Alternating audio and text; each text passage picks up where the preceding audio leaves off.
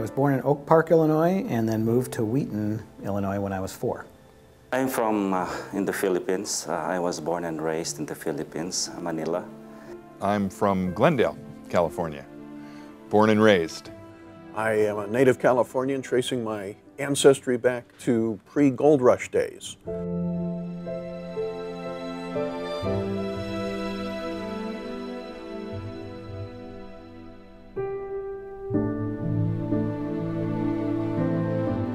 My grandfather, my dad's dad, passed away 10 days after I was born.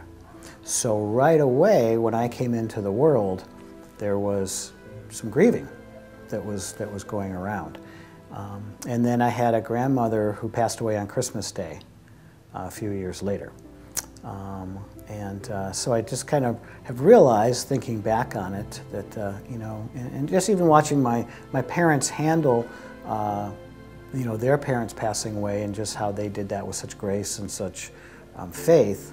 Through the conversation with my uncle, every time they go back home and I saw them from the mission, so I said, I really wanted to become one of them.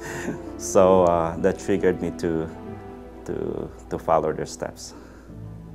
I grew up as a Roman Catholic, and through high school and so on, as any good Catholic kid would do, I considered the priesthood, but there were certain restrictions at the time, one of which was celibacy, which never seemed to be that attractive to me, even as a teenager, or especially as a teenager. So I didn't consider priesthood much beyond that. But then when I started attending college, I started looking around for a different system of belief, and became a Lutheran. I went through college, seminary, was ordained, and have been serving as a pastor ever since. I had a good childhood. I had good friends. It was kind of a tumultuous time to grow up in the 60s. And also, my mother passed away at 49. So I was 15 years old when she died, and although I told myself then it would not affect me in my life, because I couldn't let that happen. Other people had experienced, you know, it was a huge loss. And so from really 15 on, it was a devastating time period for me.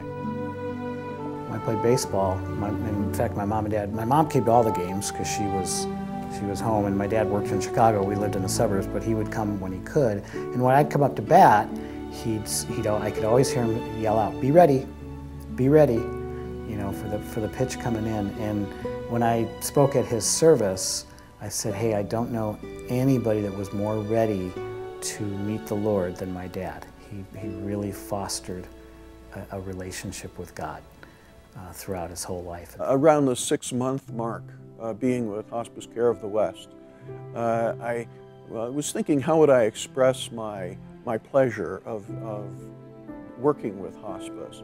And one day I was visiting an end-stage Alzheimer's patient, and I was visiting with him and speaking with him for 15 minutes. And when I left, the thought occurred to me, that was a good visit. And I thought, he said nothing to me, but I felt it was a good visit. And I thought, that's the nature of working with hospice, that it goes far beyond conversation, it goes far beyond, I would almost say, anything logical or rational.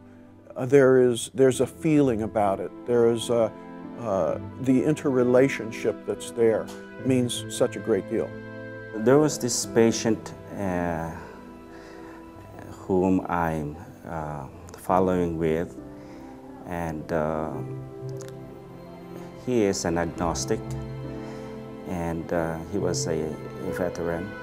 We got connected because he was assigned in the Philippines in World War II, and he wanted me to continually visiting him.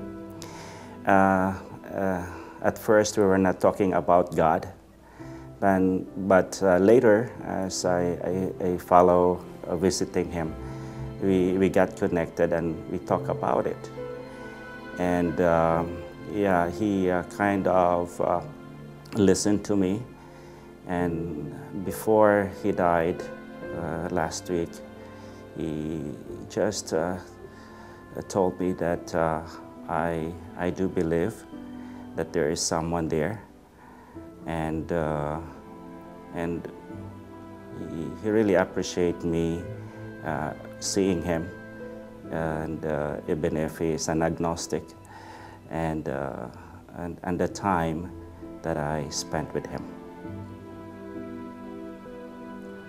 When I go out to visit with somebody right towards the end of life, you know, I don't hear, you know, gosh, Dave, you know, bring me my awards, bring me my achievements, bring me my diplomas.